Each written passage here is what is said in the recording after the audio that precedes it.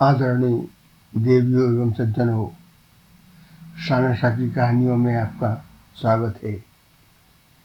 आज मैं आपको 145वां संस्करण सुनाने जा रहा हूँ।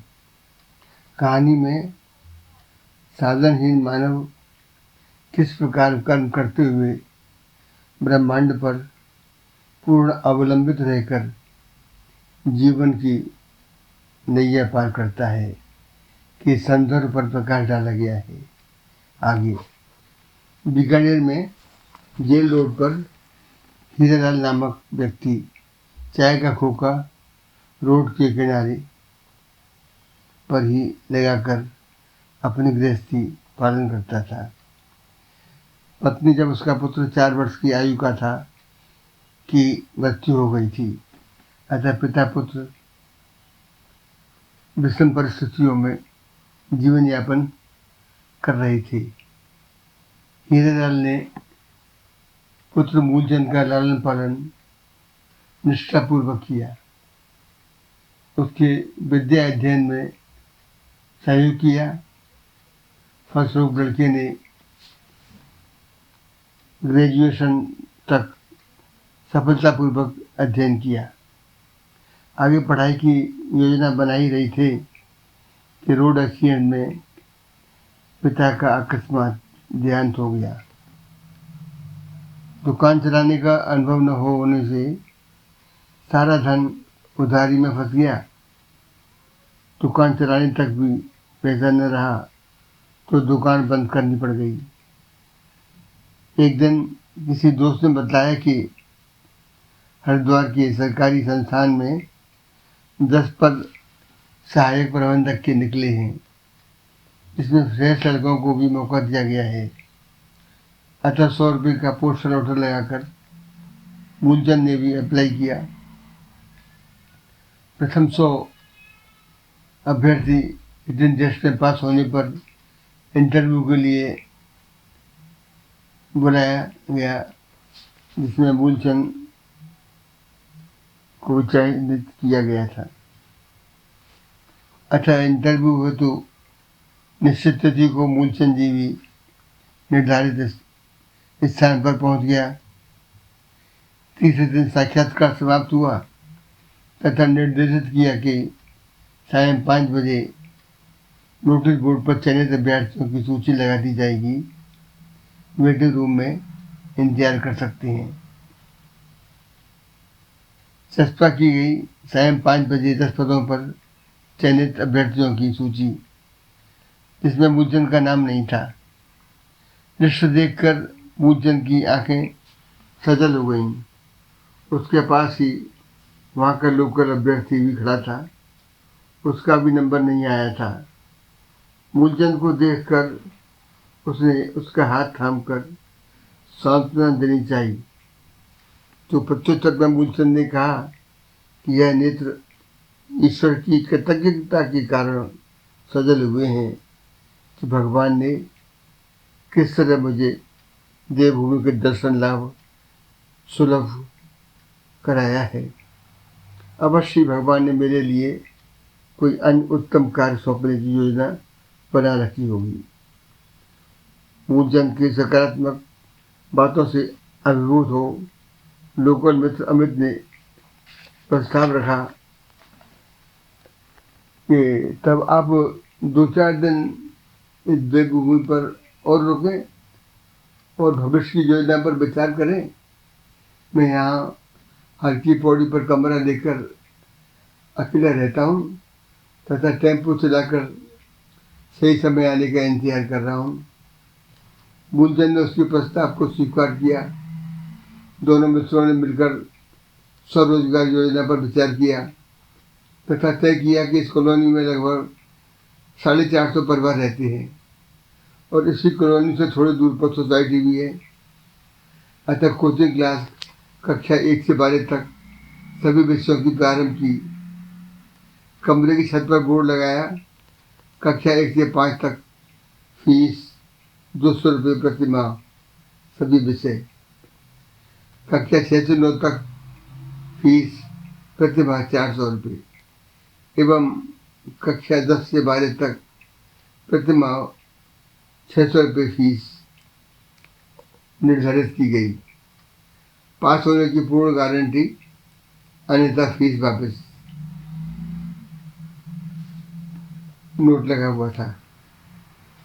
बोर्ड देखकर काफी संख्या में बच्चे इकट्ठे हो गए। उनकी बेंच बनाकर पास ही एक खंडर मकान था, उसकी सफाई करा, फर्श पर दरी बिछाकर कोचिंग क्लास प्रारंभ की। इस प्रकार बेरोजगारी पर लगाम लगाने में सफल हुए। एक बार कॉलोनी में पास की सोसाइटी के युवाओं द्वारा फ्री राशन की दुकान सैटरडे संडे 2 दिन हर सप्ताह लगानी प्रारंभ की। परिस्थिति बस इसी बीच एक दिन मूलचंद के घर आटा सब्जी नहीं था, मगर वह बाहर आकर मुफ्त राशन की लाइन में लगने से संकोच कर रहा था। फ्री राशन वितरण करने वाले युवाओं को जैसे ही यह बात पता चली, उन्होंने तुरंत फ्री सामान बांटना रोक दिया एवं आपस में राय व मशवरा करता हुआ कि न जाने कितने मध्यम वर्ग के लोग जरूरत होने पर भी आत्मसम्मान के कारण लाइन में नहीं आते। अतः फ्री राशन का बोर्ड हटा दिया और दूसरा बोर्ड लगा दिया, जिसमें लिखा स्पेशल ऑफर, हर प्रकार की सब्जी 10 रुपये प्रति किलो, तेल और मसाला फ्री, आटा दाल चावल 10 रुपये प्रति किलो। बदला हुआ बोर्ड देखकर भिखारियों की तो भीड़ छट गई और मध्यम वर्गीय परिवार के मजबूर लोग खरीदारी की लाइन में लग गए। इसी लाइन में मास्टर जी भी लगे, पर घबराहट नहीं थी। उनकी बारी आई, सामान दिया, पैसे दिए और इत्मीनान के साथ घर आए। सामान खोला, देखा कि जो पैसे उन्होंने खरीदारी के लिए दिए थे वो पूरे के पूरे उनके सामान में मौजूद हैं। युवाओं ने उनका पैसा बड़ी सफाई से वापस कर सामान के थैले में डाल दिए थे। हर खरीदारी के साथ यही कर रहे थे। जरूरतमंदों की मदद का तरीका बदल दिया गया। सोचा किसी के आत्मसम्मान को बिना ठेस पहुँचाए मदद करें। अवश्य ही जरूरतमंद सभी करोड़ वालों का भी ख्याल रखना है। सोचा सभी सम्माननीय भाइयों का भी आदर होना चाहिए। आगे कोचिंग स्कूल जब सुचारू रूप से स्थापित हो गया, तब दूसरा कदम बच्चों के अंदर सुसंस्कार डालने के विचार से तय किया कि आरंभ में कक्षा 10 से 12 कक्षा तक के विद्यार्थी उनके कमरे पर ही रात्रि 7 बजे कोचिंग हेतु पधारें, लेकिन उससे पहले निकट ही राधा कृष्ण मंदिर को दर्शन लाभ भी करेंगे। मूलचंद सभी विद्यार्थियों को सहित मंदिर से आकर ही कक्षाएं चलाते थे। एक दिन एक विद्यार्थी ने मूलचंद सर से पूछा कि सर, मंदिर में मूर्ति के समक्ष सभी लोग कुछ न कुछ बुदबुदाते हैं, केवल आप चुपचाप खड़े रहते हैं, क्या आपको कोई विष नहीं होती क्या? प्रत्युत्तर में सर ने कहा कि ऐसा कुछ नहीं है, मेरा दृष्टिकोण कुछ हटकर है। मेरा विषम परिस्थितियों में लालन पोषण हुआ था। माँ की तो केवल हल्की सी झलक भर याद है। अकेले पिताजी ने ही मुझे पालन पोषण किया। मैं उन्हें मात्र देख भर लेता था। उसी से वह समझ जाते कि मुझे किस चीज़ की आवश्यकता है। कहने की कोई आवश्यकता आज तक नहीं पड़ी थी। ऐसा उनका मेरे प्रति गहरा लगाव था। उनका कहना था कि मेरे समय एवं मेरे बाद तुम्हारी संरक्षक पिता समान भगवान ही हैं। अतः अभी तक मैं पूर्ण विश्वास और निष्ठा के साथ नियमित भगवान के समक्ष खड़ा भर हो जाता हूँ।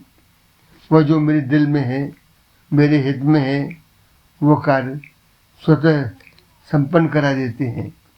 कहने की कोई आवश्यकता ही नहीं पड़ी। सदैव ही उनकी राजी में ही मेरी राजी नियत होती है। मैं पूर्ण रूप से भगवान को अपना पिता ही मानता हूँ और स्वयं को उनका आज्ञाकारी पुत्र सिद्ध करने का भरसक प्रयास करता रहता हूँ। पुनः इसी से संबंधित एक घटना याद आई कि पास ही पर्वतारोहियों का कैंप लगा हुआ था और मई जून का महीना था। फुर्सत थी। अतः अवलोकन हेतु मूलचंद अपने मित्र अमित के साथ वहाँ पहुँचे। कैंप इंचार्ज से वार्ता की तथा कैंप में शामिल होने की जिज्ञासा प्रकट की। मेडिकल टेस्ट में पास होने के बाद ट्रेनिंग में शामिल कर लिया गया। कुछ फॉर्मेलिटीज पूरा करने के उपरांत 2 सप्ताह के अंत में दल एक अजय पर्वत पर विजय करने के उद्देश्य से निकला, लेकिन मूलचंद अति उत्साह में था। चाहता था कि पर्वत शिखर पर विजय पताका फहराने का श्रेय उसे ही मिले। अतः कृष्ण पक्ष की अंधेरी रात्रि में वह तंबू से चुपके से निकल पड़ा और अकेले ही उस पर्वत पर चढ़ना प्रारंभ किया। कैंप इंचार्ज व अन्य साथी इस बात से अनभिज्ञ थे। बहुत प्रयास के उपरांत शिखर जब कुछ ही दूर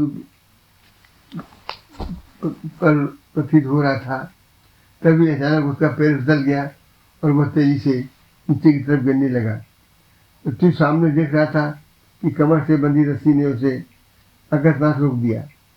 अंधेरी रात होने के कारण उसे नीचे कुछ भी दिखाई नहीं दे रहा था। वह बहुत डर गया था।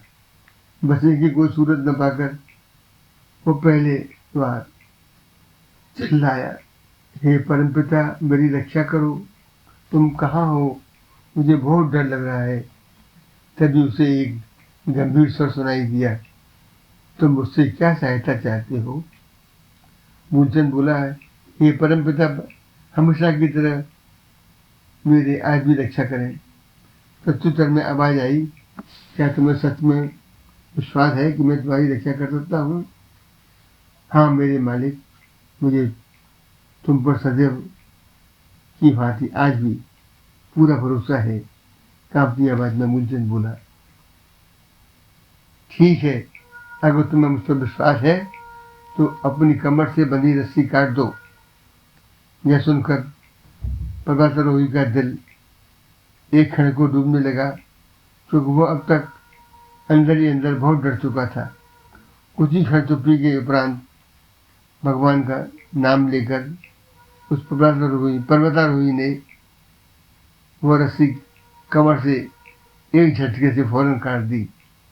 तभी करिश्मा हुआ, विश्वास की विजय हुई। वह एकदम संतुलित जमीन पर सकुशल अचंभित सा खड़ा था। एक बार फिर ईश्वर में संपूर्ण आस्था और विश्वास का प्रयोग सफल रहा।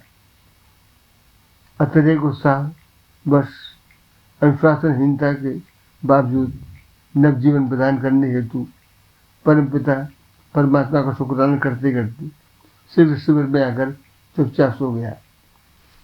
निरंतर ध्यान रहे कि भगवान की दया अनुकूल एवं प्रतिकूल दोनों अवस्था में रहती है।